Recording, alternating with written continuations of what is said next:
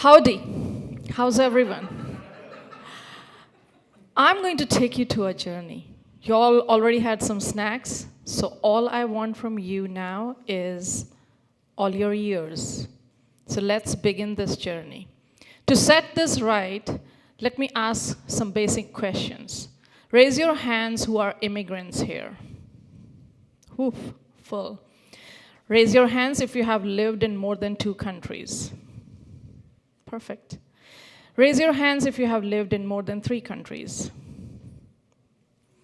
Raise your hands if you have lived in more than 4 or 5 countries. I still see some hands, thank you.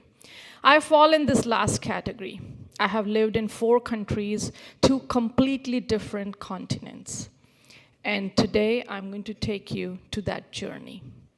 Let's begin and take a deep dive into my life because this is going to give you a message as well. There will be a formula I can give you for life, which you can use in your entire life. That formula is survive, learn, and move on.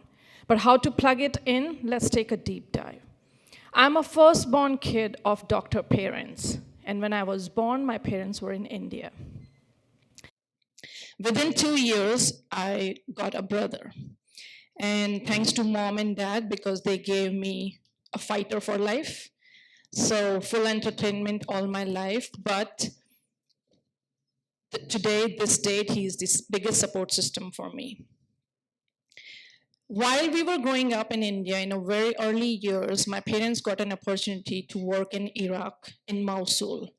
So in no time, me, my younger brother, my mom and dad, we were sitting at Delhi airport to fly to Baghdad to Mosul, and then that was our new home. Elementary and middle school, that's how I remember Arabic life. But in no time, we were soaked in Arabic life and became Arabic. واحد اثنين ثلاثة أربعة خمسة ستة سبعة ثمانية تسعة عشر. That ran in me. English and Arabic were my languages. As all Arabs do, I used to eat dry fruits as all-time snacks. And till date, the dates are my sweetest desserts. So while all this happened and we were growing up there with the same Arabic culture and people, we completely became Arabic. This Indian soul was Arabic kid.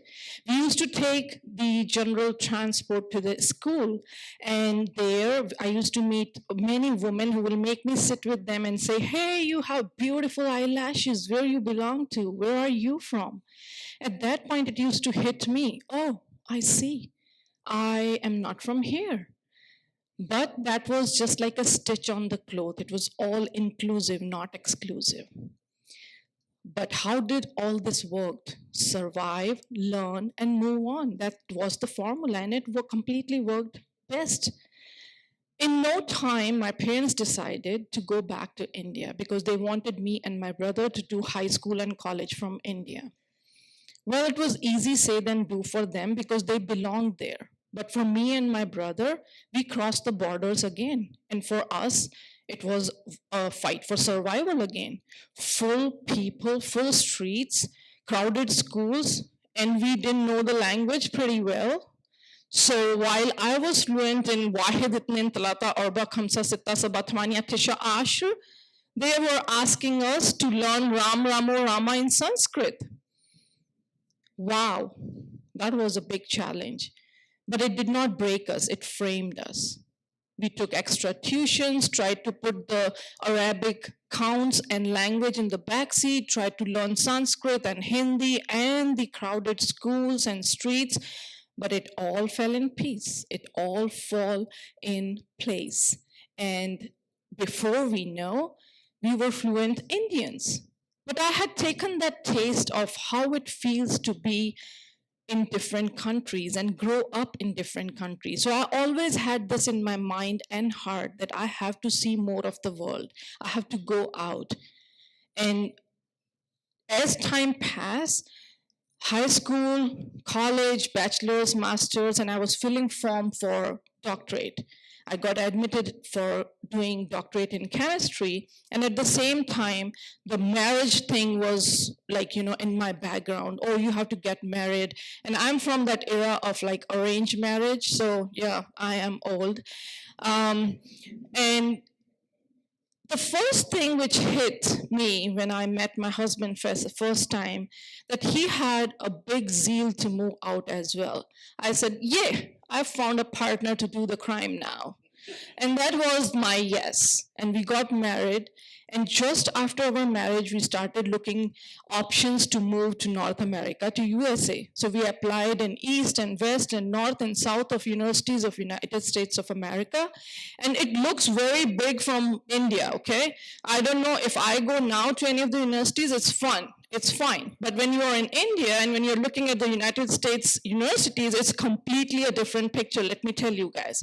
So I still remember our first apartment after the marriage was a one-bedroom apartment. The left side of the room was all filled with the brochures and files and papers from East and West of United States of America, and the right side from the North and South of universities of America.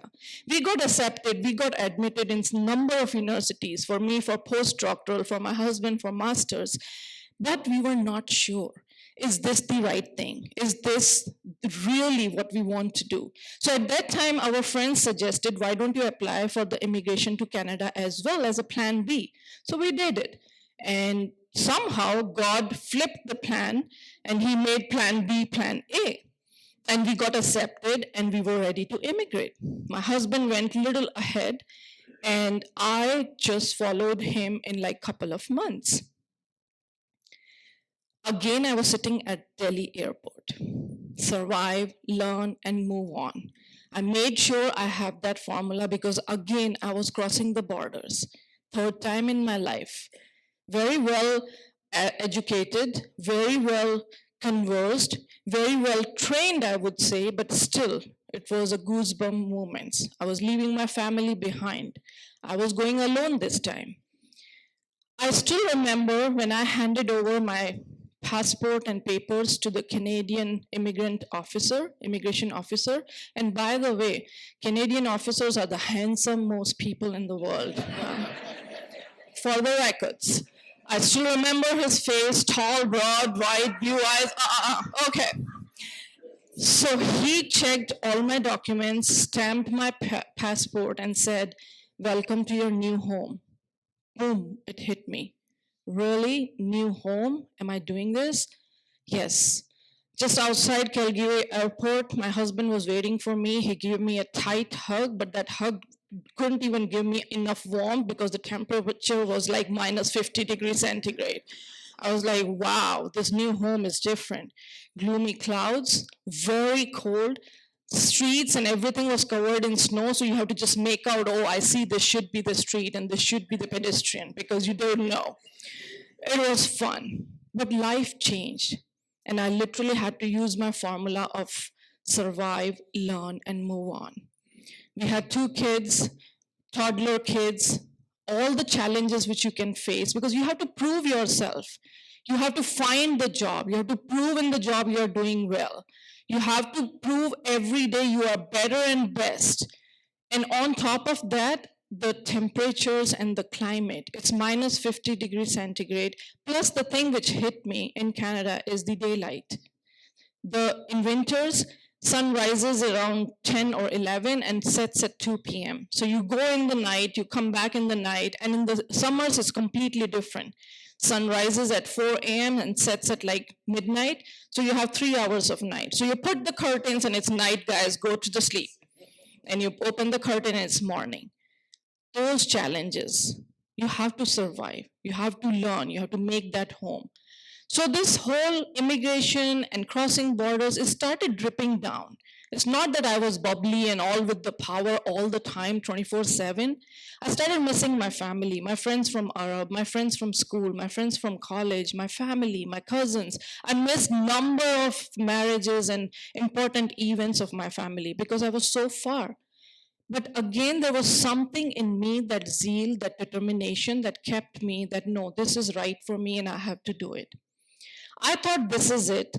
And the Tim Hortons coffee and the world is best in Calgary, and it is heavily ever after. But I think there is something in my blood that keeps kicking me and started telling me change is the only thing which is permanent. So to move to USA was cooking somewhere in the back. And everybody told us, oh, if you have lived in Canada, USA is same, it's all right. So we moved to United States of America. And let me tell you one thing, it's a fair confession. If you have lived close to a decade in Canada, USA is not same. Okay, I said it. It's not. From minus 50 degrees centigrade to plus 50 degrees centigrade.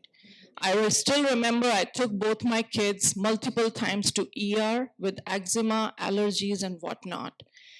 We had to again use the same formula: survive, learn, and move on. And not only that, there were again the same challenges which I had proved and nailed in Canada: my brown skin, find a new job, survive there, prove that you are better and best every day, and then still move on and keep progressing. Don't forget that. You can't just be stale at one place. So again, I did that. And now here I am, 20 years in North America. What am I going to give a message out of all this? Everybody has a life. They must have lived somewhere, and everybody has maybe similar or pretty close experiences.